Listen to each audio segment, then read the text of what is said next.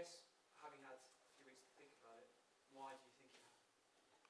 Well, like I said, I think you know, apart from, like I said, the feelings you have, it's about, well, how do I can't, you know, I can't give feelings as a feedback to players. I had to give them something, and you know, the stats showed that we were very passive in the second half, even from a physical standpoint. We pride ourselves on being, you know, the fittest team, the most intense team in the comp, and you know, our physical stats nosedived at the start of the second half. So I just feel we went out there with the kind of attitude of, you know, we'll weather a bit of a storm and then finish strong and the game's over and done with, because we were so dominant in the first half. And you know, in elite sport you can't do that. You drop 1 or 2% and you're dropping off a cliff. You're not just, you know, your performance doesn't drop a little bit, you drop, you know. And you know, Brighton obviously were hurting from the first half. They had a point to prove. They're at home, the crowd will get behind them, all those kind of things, and I just don't think we handled it well, and we stopped doing the things that fundamentally are, you know, the foundation of our football. And you know, it's not me saying we weren't competitive or it looked like we didn't have any effort. There was data to back that up, that we, especially in that 20-minute spell, we just weren't running. You know, if you're not running, then everything else becomes a consequence of that. What's it been like stewing on it the last 2 weeks? Wonderful, mate. Yeah, beautiful. How Yeah. have you dealt with that? Nothing frustrating is just before international break, and then you know you've got this long gap where you're going to have. Yeah, look, it's hard, but you know what? It's not about me. So you know, that's the first thing. You've got to separate yourself from that and just, you know, as this is not about me. It's about sort of what we're trying to do to make ourselves the football team we want to be. And I think what time does give you, and you know, I'd like to think that even if it wasn't international break the next day, is that it gives you perspective. Like I said, you can't dismiss the first half. You can't just focus on the second half, and that's your only feedback. You can't dismiss the 5 games we won before that either. You know, so it's all those kind of things. Time allows you to reflect a little bit better, and like I said, then it just gives you perspective to then look at, you know, how am I going to. One thing is to say, all right, I'm disappointed, I'm angry, whatever their feelings, but how am I going to help the players so the next time that happens, we deal with it better. And you know, like I said, you deal then with the facts of, you know, stuff that we think is important that we didn't do in the second half. But you know, if it is about me, I was miserable for 9 days. And just finally, I mean, when you have a defeat like that, the man of that loss, an accusation that often comes whenever a team has something like that is a lack of leaders in the team. It will often be mentioned. You obviously were missing your captain, to be fair, he's back now.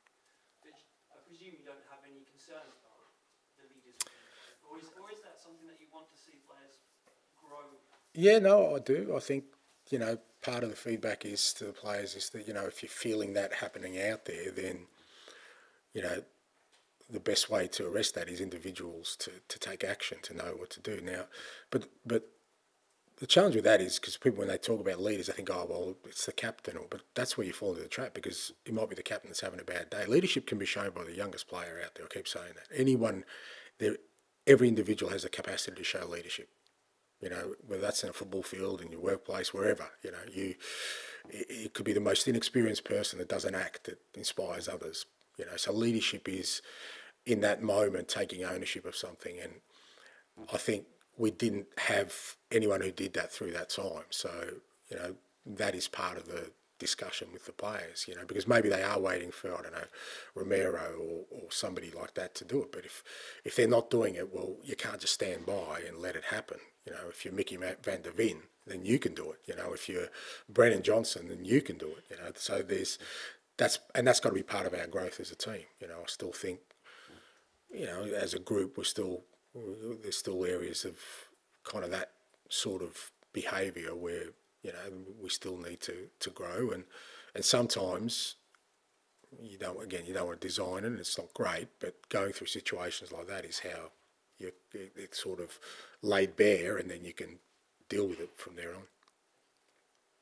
As you said there, that previous collapses before your time were irrelevant, But there is this kind of perception about Tottenham as a club that they have this soft centre. It happened to them more often than other clubs. And your predecessor, as a kind of parting shot, infamously said, "You can change the manager, but this is going to keep happening at this club." I mean, is there anything in that, do you think? And it is part of your job still to sort of change the mentality, to change Well, mate, if I accept that, what am I doing here, seriously? Like, if I accept that this is somehow, you know, impossible to change, well, I'm really stealing the living. Like, seriously, why am I here? Like, I don't believe that, and I never have. So, and if I fail to do that, the failure's on me. It's got nothing to do with the club.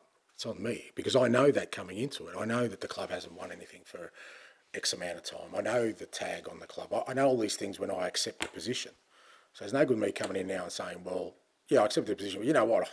I can't do this. This is impossible. This club doesn't matter who the man. Well, I shouldn't have stepped into it. I made the decision to step into it, knowing all these things, the same thing you know, I know. It's not a secret. It's not like it's only when you get in here, oh my God, I didn't know that. Jesus Christ, this club hasn't won anything for 14 years. Can you believe it?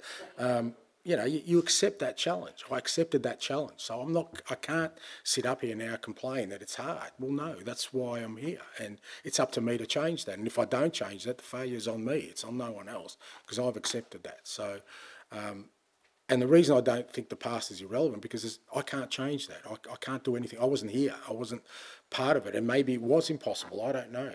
But where I sit here right now, I don't see it as impossible. I think it is achievable, and that's what I'm going to try and do with everything I have in my power to change. Is it harder to change that intangible mentality, whatever it is, than change the style of play?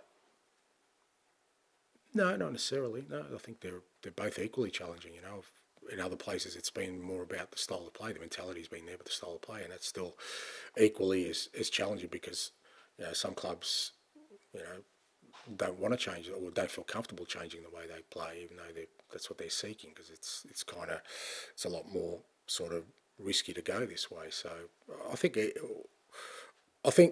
where it is challenging, whether it's football or whether it's mentality, it's when it's existed for a long period of time, irrespective of what it is, and it might not even be football, or it might be something else. Anything that's existed for a long time is obviously difficult to change. It's very challenging, but like I said, you accept that challenge and you do what you can to change it. We'll have one from Matt and then one from Gary. Hello, Ange. When you say stats were down, running was down at the start of the second half in Brighton, can you give us any context on that? We don't have your powers of analysis and software and things like that, but you know, how much? Yeah, it's not that complicated, mate, because I'm not that sort of intrinsically involved in it, but it's fair to say that, you know, sort of our sheer volume of running probably dropped, you know, 20 to 30% in that 20 minute period. Our high speed running, our sprinting certainly dropped. Now, I saw that anecdotally, because like I said, I can tell because we're passive, right? So you can see when we're running, it means we're pressing and we're really aggressive with everything we do. When we have the ball, we're sprinting forward.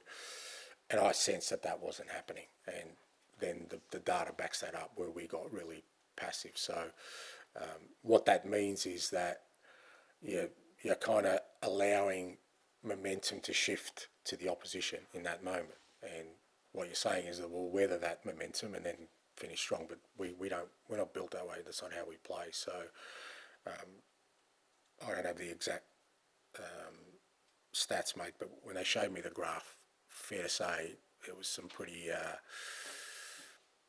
market heartbeats in there, put it that way, where we didn't flatline, we went off. When you show that to players in an analysis session, they've just got to swallow that. Well, I mean, it's not up for debate, is it? Like, the only thing that's up for debate is why. Now, the players might turn around and say, well, we were tired, or we didn't feel like we could. Now, when it's the first, like, if that's the last 15 minutes, okay, you're tired, I'll accept that. But when it's the first 20 minutes, that's a conscious decision made, right? Because we just come off half time, there shouldn't be a reason for it. So then you're trying to delve into the why. Why did we stop? And, you know, I can give my summation and my assumptions around it. Players will do the same, and then we kind of find some common ground and make sure that it doesn't happen again. All right. Actually, just, well, you're probably not going to say what the player said, are you? I didn't ask for feedback, mate. Can I just ask you back to Tom's question about the leads? A few years ago there was an incident where Son and Hugo had a going together where there was a mistake and they had a confrontation at half time, and they got a lot of sort of traction, but actually it was quite a sort of a good moment in a way. It was quite positive. And Arsenal had one last year with Zinchenko and Ben White. And can you change how players are as individuals? You were talking about this, the leaders, to kind of make them more talkers and to make them more sort of vocal on the pitch, and also more their actions mean more, because obviously Arteta also makes the point that actually galvanises the crowd. It's not just your teammates, it's that whole sort of atmosphere.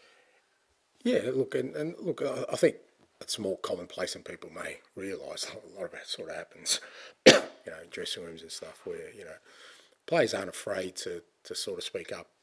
But I kind of sometimes think that's a bit of a shield. For me, like I said, leadership is action, you know, is what you do in the heat of the action. Afterwards, it's easy to argue. It's easy for me to say, well, you should have done this, you should have done that. But in that moment is what you do. That's leadership, you know, where the instincts are to kind of do something about it, but for some reason you don't, because I don't know, because you don't feel it's your place, or you don't feel confident enough, or you don't, you know, that's leadership. And like I said, that comes now. Obviously, your more experienced players tend to feel more comfortable in that space, but you can't just wait for that. You know, like I said, what I'm trying to impress on the group is that, you know, they have the capacity within themselves to show that leadership, and you can change it. I think it's behaviour. It's not so much. I mean, the leadership where you want somebody to be vocal, that's hard to change because that's a personality trait, right? That's, some people just don't, you know, like Romero's not a big talker, but he leads by example, you know, and so I'm not going to change it and say, listen, you got to speak more. No, I'm not going to. It's like, that's personality, character. But behaviour you can change, because behaviour is action. So you say, okay, you're not going to talk, but you know what? Next time is a 50-50, go and win it, and that's going to inspire everyone. Or, you know, make sure that we're doing the disciplined things. Tell people to go and press. You go and press, and then they'll see you pressing. So that's where I think you can change it, and you can sort of, you know, develop leaders. Thank you very much. Well done, Ron. Good job, mate. Haven't missed Anthony at all. Anthony who? Yeah, exactly. Got a deep squad. I agree. Developing everywhere.